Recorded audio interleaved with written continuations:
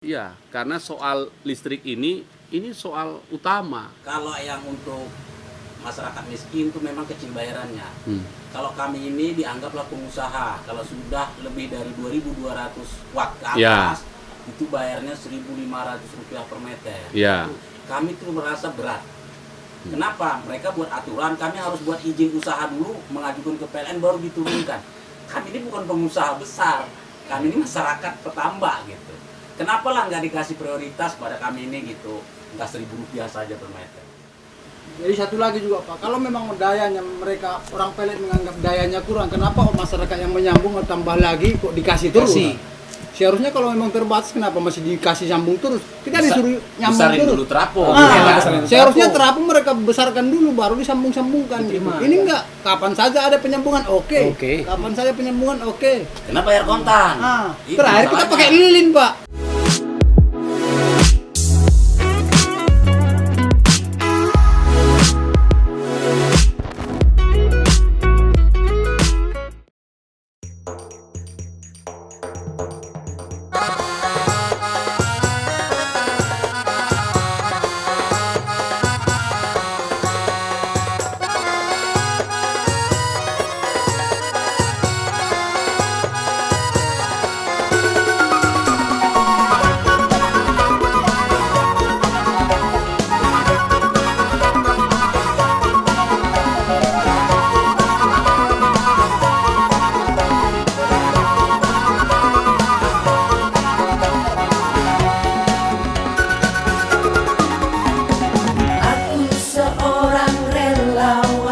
Hadir untukmu kawan. Aku tak meminta bayaran, semua karena persahabatan. Hari ini kita di sini, solidkan diri, satukan energi, gotong royong semangat tinggi, raih sukses mandiri ekonomi.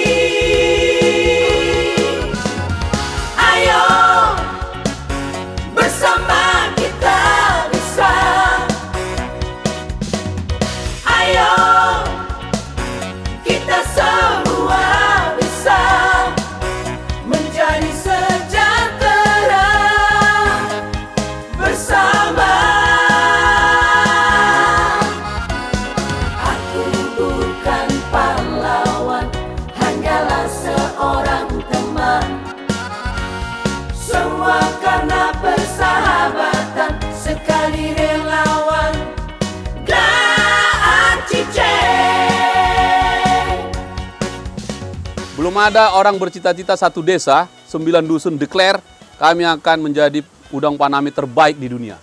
Berani nggak Pak? Kan cita-cita, nggak dosa Pak buatnya cita-cita Pak. Mimpi aja nggak dosa.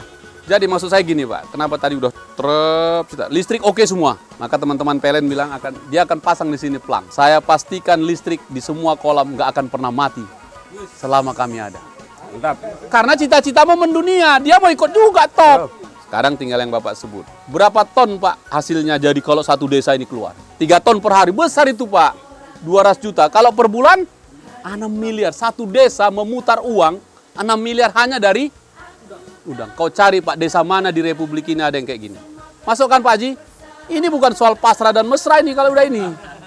Soal keyakinan ini. Makanya saya setuju Pak, bersama kita bisa.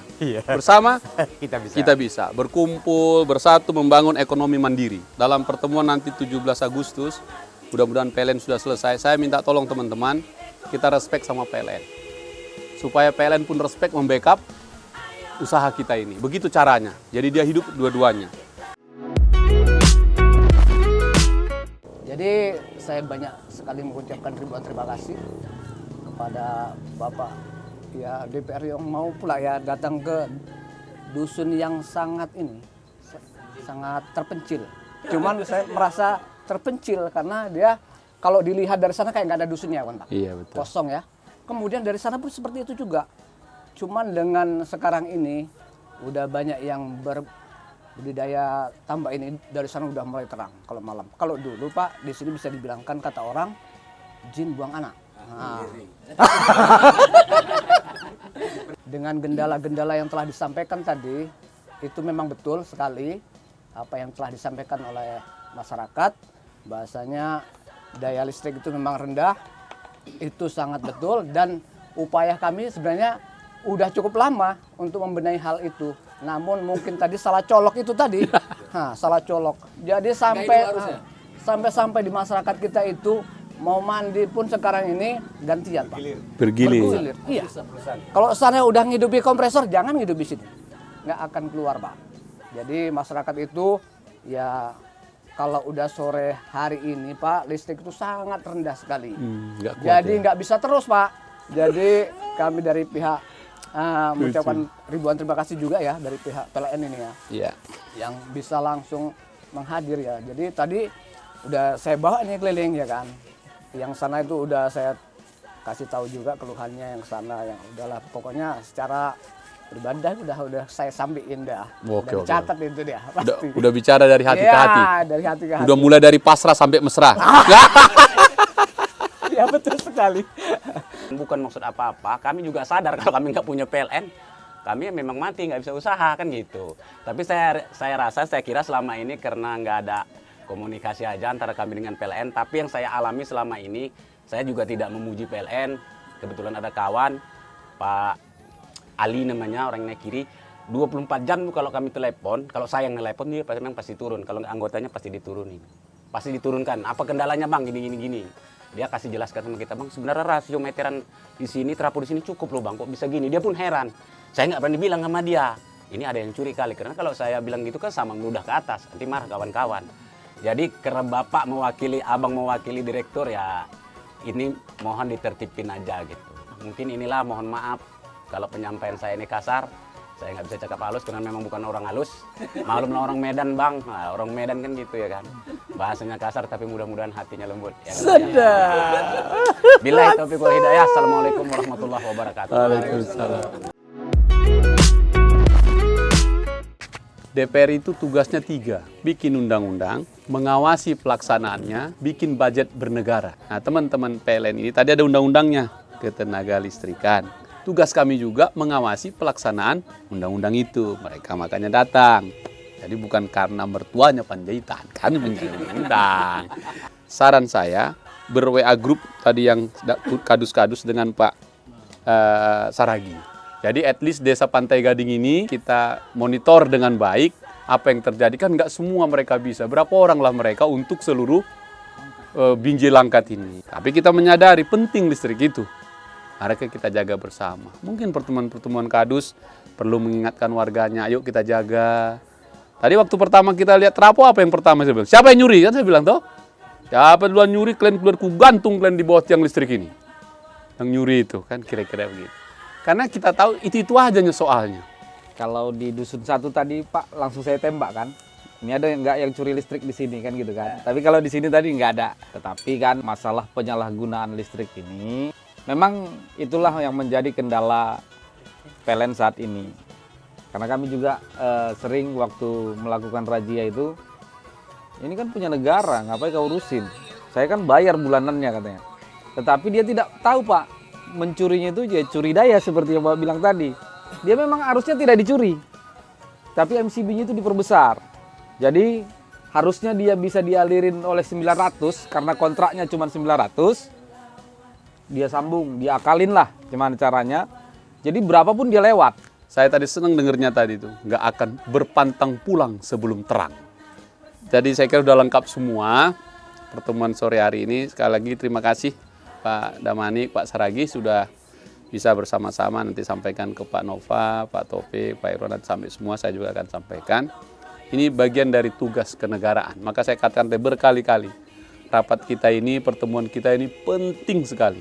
Kalau bapak-bapak tadi ngontak PLN sulit-sulit gampang gitu, saya harus bilang sangat gampang. Jam berapapun saya kontak langsung tadi dapat. Pagi saya bilang tolong bapak tunggu saya. Keluar dari Medan, nyampe tadi duluan ke kantor PLN Binjai. Kira-kira 10 menit saja kami di situ. Langsung kami jalan ke sini. Saya telepon satu-satu. Kenapa bapak buru-buru? Iya, waktu Bung Karno dan Bung Hatta mendirikan negara pun nggak nanya-nanya sama Belanda sama Jepang. Laksanakan saja. Maka disebut proklamasi. Maka sore ini pun saya sebut hal-hal mengenai memastikan listrik nggak biar pet lagi di sini, diselenggarakan dengan cara yang seksama dan dalam tempo yang sesingkat-singkat. Kata kuncinya, teman-teman sekalian, banyak tantangan namanya hidup. Lagu tadi itu judulnya nggak aciceng. Nggak aciceng, main terus. Itu artinya. Ya. Jadi saya ini menyebut diri politisi nggak aciceng.